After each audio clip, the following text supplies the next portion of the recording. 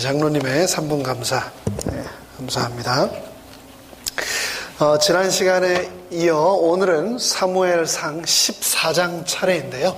드릴 말씀의 제목은 인생의 전쟁에서 이기는 법입니다.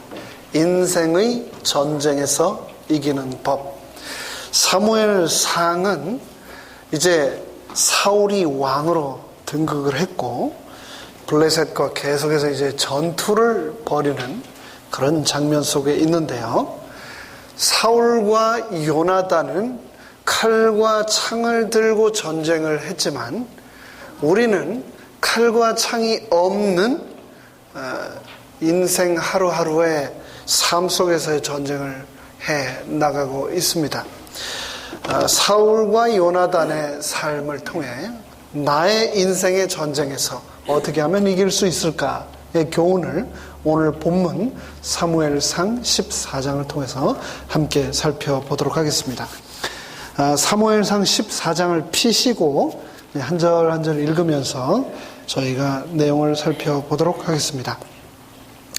먼저 14장 1절로 7절을 제가 읽겠습니다.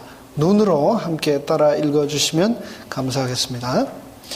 하루는 사울의 아들 요나단이 자기 병기를 든 소년에게 이르되 우리가 건너편 블레셋 사람의 부대에게로 건너가자 하고 그 아비에게는 고하지 아니하였더라. 블레셋과 전쟁을 이제 막 벌이려고 하는 그 찰나에 요나단이 자기 무기를 든 병사에게 자 저쪽으로 건너가자. 그런데 누구한테는 얘기를 안 했다고요? 아버지한테는 얘기를 하지 않았다. 2절입니다. 사울이 기브아 변경 미그론에 있는 석류나무 아래 머물렀고 함께한 백성은 600명가량이며 요나단은 적진을 향해 건너가려고 하는데 사울은 지금 뭘 하고 있습니까? 어디에 있다고요? 기브아 변경 미그론에 어디 아래? 석류나무 아래 지금 앉아 있는 겁니다. 그리고 아히야는 에봇을 입고 거기 있었으니 그는 이가봇의 형제 아히두베 아들이요 비느하스의 손자요 실로에서 여호와의 제사장이 되었던 엘리의 증손이었더라. 제사장 아히야도 에봇을 입고 가만히 거기에 있었던 겁니다. 백성은 요나단의 간주를 알지 못하니라. 왕도 제사장도 그냥 가만히 앉아있는 그 사이에 요나단이 자기의 병기를 든 군인과 함께 적진을 향하여 나아가고 있습니다. 4절입니다. 요나단이 블레셋 사람의 부대에게로 건너가려 하는 어귀 사이 이편에도 이쪽에도 험한 바위가 있고 저편에도 험한 바위가 있는데 하나의 이름은 보세스요 하나의 이름은 세네라. 한 바위는 북에서 믹마스 앞에 일어섰고 하나는 남에서 게바 앞에 일어섰더라. 험난한 지형을 묘사해 주고 있습니다. 6절입니다. 요나단이 자기 병기 든 소년에게 이르되 우리가 이 할례 없는 자들의 부대에게로 건너가자. 여호와께서 우리를 위하여 일하실까 하노라. 그러면서 그 다음에 이렇게 말합니다. 여호와의 구원은 사람의 많고 적음에 달리지 아니하였느니라. 참 감동적이고 정말 이 믿음의 그런 말입니다. 7절 병기 든 자가 그에게 이르되 당신의 마음에 있는 대로 다 행하여 앞서 가소서. 내가 당신과 마음을 같이 하여 따르리이다. 이런 상황을 우리가 한자로 일촉즉발의 상황이라고 합니다. 아주 작은 자극에 의해서라도 엄청나게 큰 환난과 전쟁이 터질 것 같은 그런 순간입니다.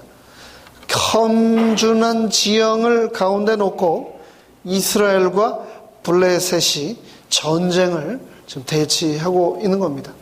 그런데 지난 시간 우리가 살펴보았듯이 상대편 블레셋은 마병, 전차, 그리고 바다 모래수처럼 많은 군인들이 진을 치고 있었고, 이쪽 이스라엘 땅에서는 군인들도 아닌 그냥 백성들이 쓰던 농기구 가지고 나와서 오합지졸로 그냥 모여 있었습니다. 그런데 더 안타까웠던 것은 그 백성들의 지도자인 왕인 사울이 뭘 하고 있었습니까?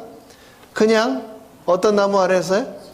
석류나무 아래 그냥 앉아만 있었습니다. 왜 석류나무 아래 앉아 있었을까요? 이 지역이 더운 지역이니까 아마 뜨거운 햇볕을 피해서 그늘에 그냥 앉아 있었는지 모르겠습니다. 그리고 제사장 아히야는 에봇을 입고 거기 있기만 했습니다. 여기서 이 상황을 inactivity, 활동이 전혀 없는 이 상황을 보면서 요나단이 무슨 생각을 했을까? 한번 저도 생각을 해봤습니다. 그런데 그 생각을 하고 나서 요나단이 아무에게도 얘기하지 않고 자신의 병기를 든 소년에게, 군인에게 가자라고 말을 하는 겁니다. 가자. 이 이스라엘 진영 전체에 제대로 된 무기, 칼을 가지고 있는 사람은 단 2명이었다고 했습니다. 누구와 누구요? 사울과 요나단. 나머지는 제대로 된 무기조차 없다고 했습니다. 근데 이 사울과 요나단만 제대로 된 칼을 가지고 있었는데 그 칼과 방패를 들어주던 이 병사에게 함께 건너가자라고 하자 이 병기든 자가 따르더라라고 성경이 기록하고 있습니다. 사무엘상이 14장 1절로 7절에 있는 이 짧은 말씀을 통해서 우리는 생명이 있는 유기체와 생명이 없는 무기체의 차이를 발견할 수 있는데요. 생명이 있는 것과 생명이 없는 것의 차이는 무엇일까요? 생명이 있는 것과 생명이 없는 것의 차이는 바로 activity에 있습니다. mobility에 있습니다. 역동성, 살아 움직이는 운동성이 있느냐, 살아 움직인다면 그것은 생명이 있는 것이고 움직이지 않는 것은 살아 있는 것이 아니다라는 것을 우리가 볼 수 있습니다. 만약에 여러분이 이 상황에 처해 있는 요나단이라면 어떻게 하셨겠습니까? 아이고, 아버지도 그냥 석류나무 아래 앉아있는데 나는 석류나무는 좀 그렇고 그 옆에 무화과나무 아래 어떻게 좀 앉아서 이렇게 가만히 좀 쉬었다가 어떻게 되는 것 봐서 좀 이 위기를 모면해 볼까? 그걸 분명히 그럴 수도 있는 상황이었습니다. 그런데 내가 만약에 요나단이었다면 그 무시무시한 철제 무기로 중무장을 한 블레셋 진영 한가운데로 병기든 자와 호롤 단신으로 뛰어들어갈 수 있었을까? 와, 여러분 어떠세요? 저는 못했을 것 같아요. 여러분들이 보셔서 아시다시피 제가 다 비교적 큰데 간이 아주 작습니다. 얼마나 겁이 많고 뭐 조금만 하면 잘 놀래요, 아주. 그런데 어떻게 혼자 이 블레셋 사람들이 중무장을 한 그 한가운데 뛰쳐 들어갈 수 있었을까? 6절에 보면은요, 요나단은 이 블레셋 군을 뭐라고 보고 있는지, 어떤 사람들로 보고 있는지 이 요나단의 시야에서, 관점에서 기록한 이 구절을 저희가 보면서 힌트를 좀 얻을 수 있습니다. 6절을 다시 한번 볼까요? 요나단이 자기 병기든 소년에게 이르되, 뭐라고 하냐면 우리가 누구에게? 이 할례 없는 자들의 부대에게로 건너가자라고 얘기를 하고 있습니다. 요나단은요, 블레셋 군을 최신 첨단 무기로 중무장한 세계 최강의 전투 요원 부대로 보지 않고 하나님께서 보호해 주시지 않는, 하나님의 임재가 없는, 하나님과 함께하지 않은 무리, 할례 받지 아니한 자들로 보고 있는 겁니다.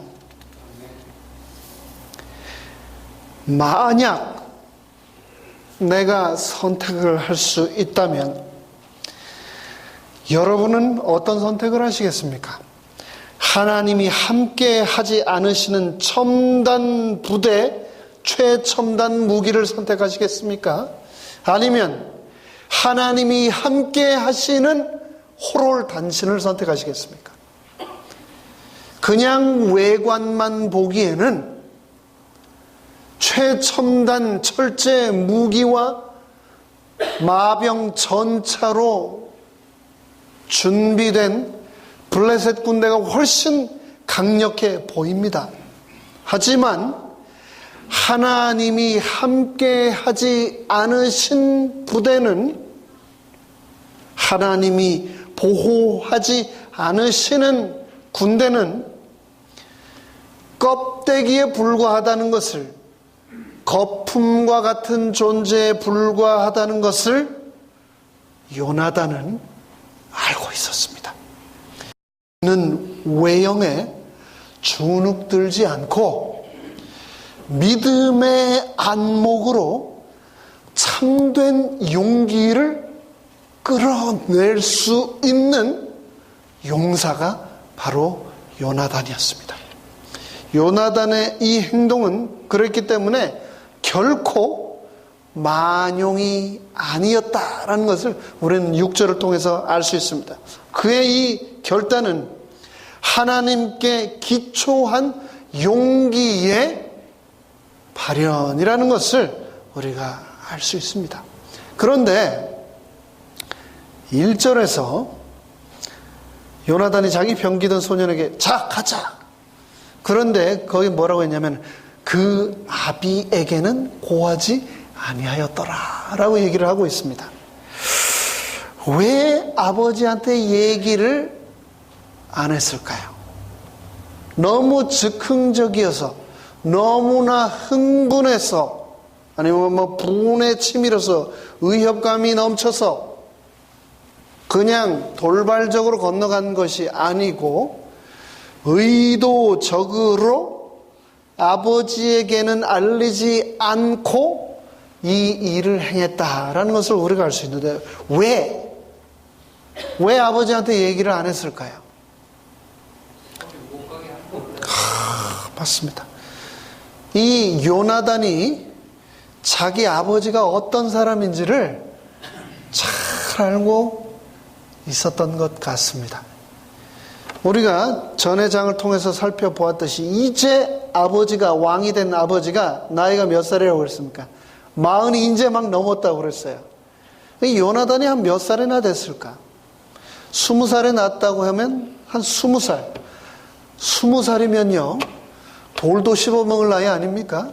혈기가 넘치는 정말 왕성한, 가장 정력적인 나이인데, 이 요나단이 자기 아버지와 살아온 인생을 통해서 자기 아버지가 어떤 사람인지를 잘 알았던 것 같습니다.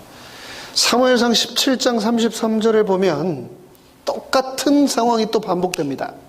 그때 또다시 이스라엘은 사울과 함께 블레셋과 전쟁을 하기 위해 대치하고 있었습니다. 이쪽 편에서는 마땅히 전쟁터에 대표로 내보낼 사람이 없어 두려움에 떨고 있었는데, 저쪽 편 블레셋에서는 누가 나왔습니까? 사무엘상 17장에서 골리앗이 나왔지요. 그렇죠? 아침 날마다 나와가지고 이스라엘 진영을 향하여서 하나님을 모욕하며 너희들을 내가 다 죽여서 잘라서 먹어버리겠다. 너희 나라를 산산이 짓밟아버리고 너희 하나님을 모독하겠다 하는데 전부 다 겁을 내며 여전히 사울은 그때도 가만히 앉아만 있었습니다. 그때 누가 나타났죠? 다윗이 나타났죠. 다윗이 나타나서 이스라엘 백성과 이스라엘의 하나님을 모욕하는 블레셋인 골리앗을 보고 왕에게 뭐라고 얘기했습니까? 사울에게, 왕이시여, 제가 저 할례 받지 못한 블레셋의 원수를 치겠습니다. 허락을 구했죠. 그리고 블레셋을 향해 그랬죠. 너는 칼과 창과 단창으로 내게 오거니와 나는 누구의 이름으로? 만군의 여호와의 이름으로 내가 너에게 나아가노라. 그랬던 다윗에게 사울이 뭐라고 그랬습니까? 사무엘상 17장 33절에서 사울이 다윗 보고 정말 고맙다. 너의 용기가 우리 민족 모두에게 얼마나 큰 힘이 되는지 모르다 라고 하지 않고, 야, 너는 당하지 못해, 그렇게 얘기를 했습니다. 전쟁터에 나가는 군인에게 제일 필요한 게 뭔데요? 사기인데, 용기인데, 뭐라고요? 왕이 초를 치고 있는 겁니다. 야, 너 나가봐야 당하지 못해. 우리가 사무엘상 10장 23절에 보면 사울의 외모에 대해서 기록을 해놨잖아요. 사울이 어땠다고 성경이 기록하고 있습니까? 보통 사람들하고 같이 있으면 이 어깨 위로 이 사울이 있었다. 그러니까 보통 사람들보다 머리 하나는 더 큰 거죠. 굉장히 신장이 컸던 사람인 겁니다. 조금 커도 굉장히 차이가 많이 나거든요. 머리 하나면 굉장히 큰 거죠. 그 당시 이 사무엘상 17장에서 이 블레셋과 이스라엘이 대치하고 있는 상황에서 블레셋 쪽에서 골리앗이 나왔다면 이스라엘에서는 누가 나갔어야 됩니까? 사울이 나갔어야죠. 네? 제일 키도 크고 용모도 준수하고 장대했던 사울이 나가야죠. 그런데 자신은 나가지 않고 구경만 하면서 나가려고 하는 사람까지 맡고 있습니다. 여기에서 우리가 오늘 말씀의 제목, 인생의 전쟁에서 이기는 법, 교훈을 한 가지 얻을 수 있습니다. 첫 번째, 인생의 전쟁에서 이기기 위해서는 우리는 구경꾼이 아니라 참여자가 되어야 한다라는 것을 저희가 얻을 수 있습니다. 구경만 하면 문제는 커질 뿐입니다.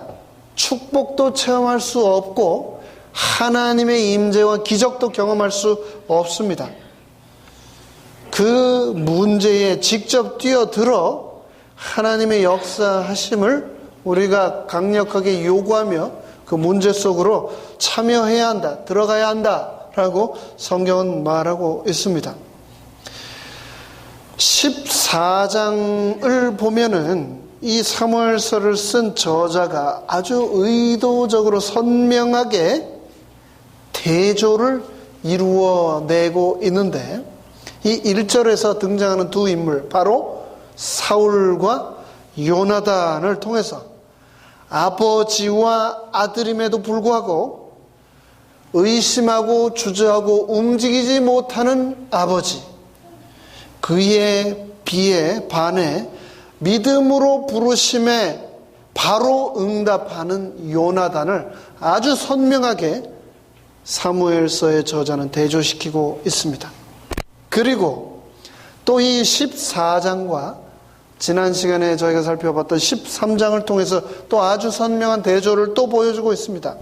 13장에서 사울은 하나님의 기다리라고 하는 명령에 순종하지 못하고 재물을 가져다가 번제를 드리는 죄를 범해버리고 말았던, 너무나 불안 가운데서 떨던, 왜 불안했던가? 교만했기 때문에 불안할 수밖에 없었던, 왜 교만했던가?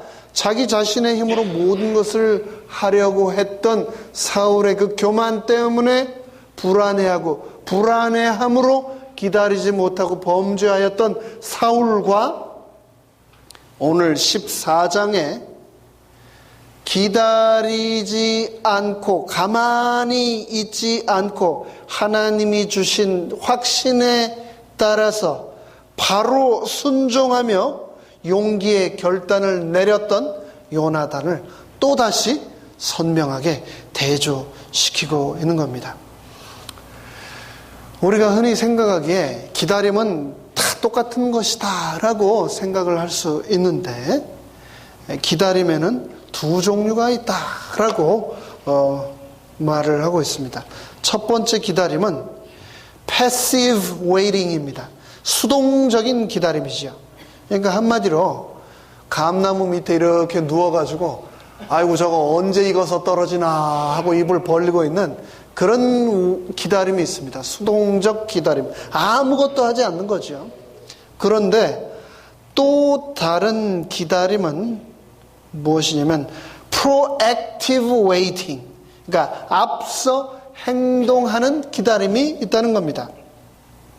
석류나무 아래 앉아 무엇인가 놀라운 일이 일어나 일이 잘 풀리기를 기다리는 그런 사울의 기다림이 아니라 하나님께서 저 할례 없는 자들을 나를 통하여 구원하실 것이다. 여호와의 구원은 사람의 많고 적음에 달려있지 않기 때문에 하나님께서는 함께 하실 것이다 라고 하는 참된 용기를 발현시키면서 함께 임하는 하나님의 임재를 기다리는 그런 행동의 기다림이 있다라고 말을 하고 있는데요. 성도라 함은 그 이름의 참된 의미는 하나님이 주신 비전을 향해서 액션을, 행동을 취해야 하는 사람이라고 말을 합니다. 그래서 성경에서, 야고보에서 뭐라고 말하고 있습니까? 행동이 없는 믿음은 어떤 믿음이라고요? 죽은 믿음이라 꼭까지 말하지 않았습니까? 6절에서 요나단은 이렇게 말했습니다. 여호와께서 우리를 위하여 일하실까 하노라. 여호와의 구원은 사람의 많고 적음에 달리지 아니하였노라. 여기에서 여호와께서 우리를 위하여 일하실까 하노라 라고 하는 이 국문, 한국말의 번역에 대해서 여러분 어떻게 생각하십니까? 하나님이 정말 나를 위해서 일하실까? 라고 하는 의심이나 의문이 짙게 묻어난 요나단의 그런 마음의 발현일까요? 아니면 여호와께서 나를 통해서 일을 하시든 말든 나는 상관없다 라고 하는 그런 마음의 표현일까요? 이 영어 성경에서는 여호와께서 우리를 위하여 일하실까 하노라 라고 하는 이 표현을 영어 단어로는 뭐라고 했냐면 perhaps 라고 하는 단어로 표현을 했는데 아주 참 맛깔진 단어라고 생각을 합니다. 아마도 하나님께서는 함께 하시고 우리를 위해서 일을 하실 것이다. 하지만 그리 아니하실지라도 나는 하나님을 믿는다 라고 하는 요나단의 이 믿음이 묻어나는 표현이라고 생각을 합니다. 우리가 그리스도인이라고 하나님의 자녀라고 하면서 하나님께 때로는 너무 무례하지는 않은가 생각해 보아야 하겠습니다. 믿음이라는 이름 아래 하나님께 무례한 행위를 범하지는 않았는가. 이 표현을 통해서, 이 요나단의 표현을 통해서 하나님의 일하심을 자유롭게 둘 줄 아는 하나님께 대한 관계적인 예우를 우리가 한번 지켜볼 수 있으면 좋겠습니다. 하나님의 사역과 역사에 대하여 그분께 모든 것을 맡겨두는 여지를 우리가 그리스도인으로서 가져야 되지 않겠습니까?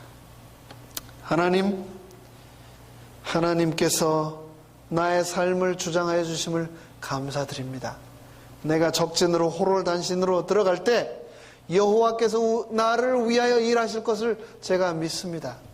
하지만 혹 그러지 않으실지라도 거기에 또한 하나님의 뜻이 있음을 저는 믿고 의지합니다. 결코 원망하지 않을 겁니다. 라고 하는 요나단의 믿음이 이 안에 묻어 있다라고 생각을 합니다. 계속해서 8절과 9절을 살펴보겠습니다. 요나단이 가로되 보라 우리가 그 사람들에게로 건너가서 그들에게 보이리니. 이제 건너가면 누가 볼까요? 블레셋 사람들이 보겠죠. 건너가니까 보겠죠. 그들이 만일 이같이 우리에게 이르되 우리가 너희에게로 가기를 기다리라 하면 우리는 우리 곳에 가만히 서서 그들에게로 올라가지 말 것이요, 그들이 만일 이같이 말하기를 우리에게로 올라오라 하면 우리가 올라갈 것은 여호와께서 그들을 우리 손에 붙이셨음이니 이것이 우리에게 표징이 되리라. 요나단이 즉흥적으로 이 결심을 하고 행동에 옮긴 것 같지만 분명히 이 10절에서 그것이 아니라고 하는 결정적인 단어를 우리가 찾을 수 있습니다. 그게 뭘까요? 표징이 되리라 라고 요나단이 얘기를 하고 있습니다. 그러니까 다시 한번 얘기를 해볼까요? 요나단이 적진을 향해 건너가려고 합니다. 그 순간 블레셋 진영에서 요나단을 다 지켜보았겠죠. 그때 블레셋 사람들이, 군인들이 보일 수 있는 반응은 두 가지입니다.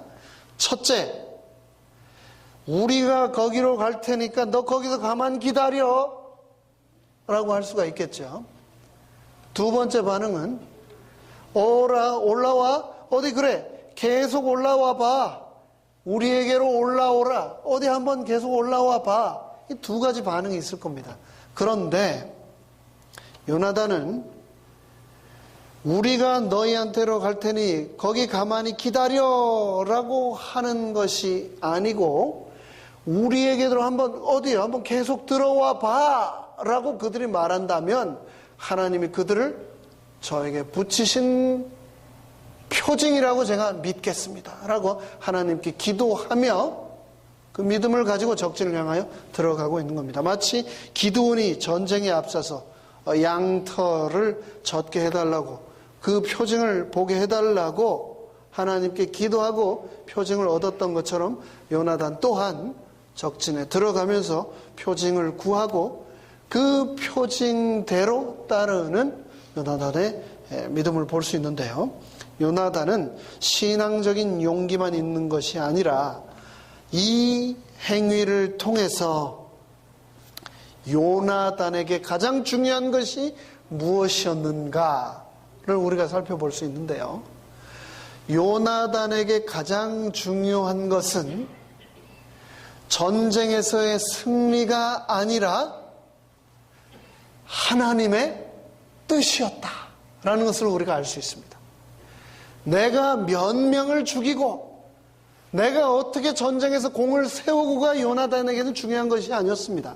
요나단에게 있어서는 이것이 하나님께서 나에게 원하시는 것인가, 이것이 정말 하나님의 뜻인가, 그것이 요나단에게서는 가장 중요했습니다.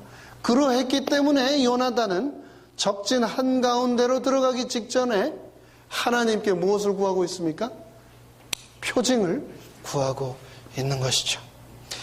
내가 할 수 있느냐 없느냐가 중요한 것이 아니라 하나님의 뜻을 아는 것, 그것이 인생의 전쟁에서 이길 수 있는 비법이다라는 것을 기억해야 하겠습니다. 11절과 12절을 계속해서 보겠습니다.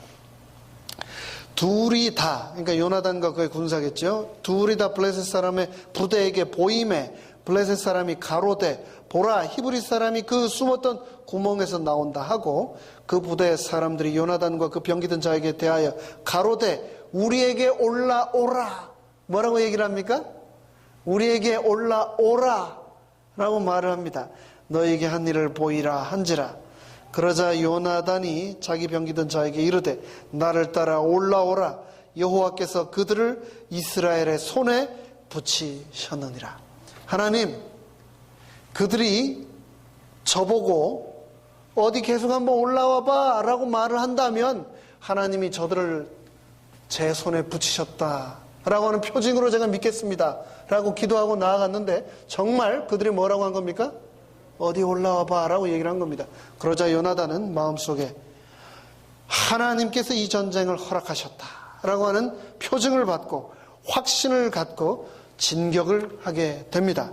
13절부터 읽겠습니다. 요나단이 손발로 붙잡고 올라갔고, 아마도 이 절벽을 타고 올라간 것 같습니다. 그 병기든 자도 따랐더라. 블레셋 사람들이 요나단 앞에서 엎드러짐에 병기든 자가 따라가 죽였으니 요나단과 그 병기든 자가 반일경 지단 안에서 처음으로 도륙한 자가 20인 가량이라. 들에 있는 진과 모든 백성 중에 무엇이 일어났고? 떨림이 일어났고 부대와 노략군들도 떨었으며 땅도 진동하였으니 이는 큰 무엇이었더라? 떨림이었더라. 이 한 구절 안에 떨었고 진동하였다는 말이 4번이나 등장하고 있습니다.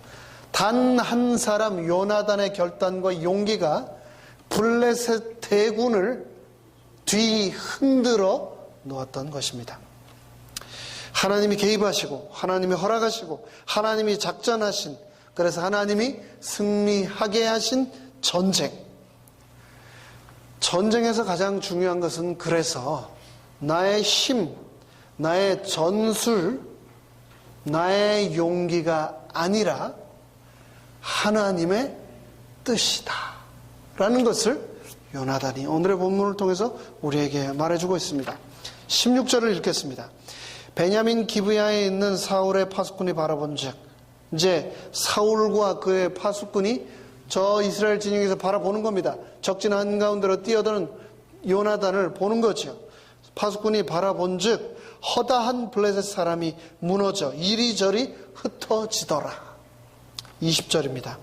사울과 그와 함께한 모든 백성이 모여 전장에 가서 본즉 블레셋 사람이 각각 칼로 그 동물을 침으로 크게 혼란하였더라. 하나님께서 그 전쟁에 함께 하시고 역사하심으로 이제는 블레셋 사람들이 서로 칼로 쳐서 죽이는 그러한 기적을 요나단 앞에 베푸시고 승리를 허락하셨습니다. 여러분, 우리가 인생의 전쟁에서 이기기 위해서 가장 필요한 것이 무엇이라고 생각을 하십니까? 솔로몬이 왕이 되었을 때 가장 먼저 한 일 중에 하나가 기브온이라고 하는 곳에 있는 산당에 올라가서 1000번제를 드렸습니다. 그리고 나서 여호와께서 꿈에 나타나셨죠. 그리고 솔로몬에게 물으셨습니다. 내가 너에게 무엇을 주기를 원하느냐? 그러자 솔로몬은 누가 주의 이 많은 백성을 재판할 수 있사오리이까? 듣는 마음을 종에게 주사 주의 백성을 재판하여 선악을 분별하게 하옵소서. 열왕기상 3장 9절에 이렇게 말하고 있습니다. 우리가 흔히 알기로 하나님께서 솔로몬에게 무엇을 주랴? 지혜를 주십시오. 우리가 이렇게 알고 있는데 좀 더 정확한 성경적인 표현은 듣는 마음을 종에게 주사 주의 백성을 재판하여 선악을 분별하게 하옵소서. 듣는 마음을 달라라고 솔로몬이 요청을 하였습니다. 이 듣는 마음은 히브리 말로요, 듣다라고 하는 말이 샤마, 이거 마음이라고 하는 말이 레브니까 레브 샤마, 듣는 마음. 그러니까 이것을 우리말 성경에서는 옳고 그름을 구별해내는 마음이다라고 번역을 했고, 이것을 또 개역 한글 성경에서는 지혜로운 마음이라고 번역을 했습니다. 그러니까 지혜의 시작이 무엇인가를 이 레브 샤마를 통해서 우리가 알 수 있는데요. 들음이 바로 소통의 시작이고 하나님의 축복과 인도가 하나님의 음성을 들음으로 우리가 시작하게 된다. 그러니까 하나님께서 우리에게 원하시는 기도는 어떤 기도인가? 주시옵소서, 주시옵소서 하는 수많은 목록, 청구서의 나열의 기도가 아니라, 모놀로그가 아니라, 하나님이 원하시는 기도는 다이얼로그라고 말을 하고 있는 겁니다. 기도에서 가장 중요한 것은, 인생의 전쟁에서 이기기 위해서 가장 중요한 것은 잘 듣는 귀, 마음을 잘 들어야, 하나님의 마음을 잘 듣기 위하여 우리가 기도를 드려야 우리가 인생의 전쟁에서 이길 수 있다 라고 사무엘서는 말을 하고 있습니다. 요나단의 행동은 신앙적인 결단인가 아니면 인간적인 용기인가? 하나님의 표징을 먼저 물을 줄 알았던, 하나님의 뜻을 늘 먼저 생각할 줄 알았던 이 요나단의 지혜를 우리가 배워야 되겠습니다. 24절을 살펴보겠습니다. 24절을 보면 듣는 지혜를 가졌던 요나단과 또다시 너무나 선명하게 대조가 되는 들을 줄 몰랐던 아버지의 모습이 등장을 합니다. 24절입니다. 이날에 이스라엘 백성이 피곤하였으니, 전쟁을 하고 있는데 이스라엘 백성들이, 이 백성은 민병대, 정규 상비군이 아니라 긴급 동원된 예비군, 그러니까 이스라엘 군인들을 말하는 거죠. 이날에 이스라엘 백성들, 군인들이 피곤하였음에, 근데 왜 군인들이 피곤하였을까? 뒤에 나오는데요. 이스라엘 백성이 피곤하였으니 이는 사울이 백성에게 맹세시켜 경계하여 이르기를 저녁 곧 내 원수에게 보수하는 때까지 아무 식물이든지 먹는 사람은 저주를 받을지어다 하였습니다. 그러므로 백성이 식물을 맛보지 못하고. 지금 사울이 전쟁을 하는데 군인들을 어떻게 한 겁니까? 금식령을 내린 겁니다. 금식령을.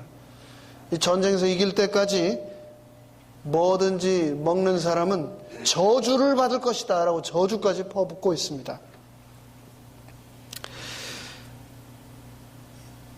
사람이요, 불안해하면 극단적인 행동을 하게 됩니다.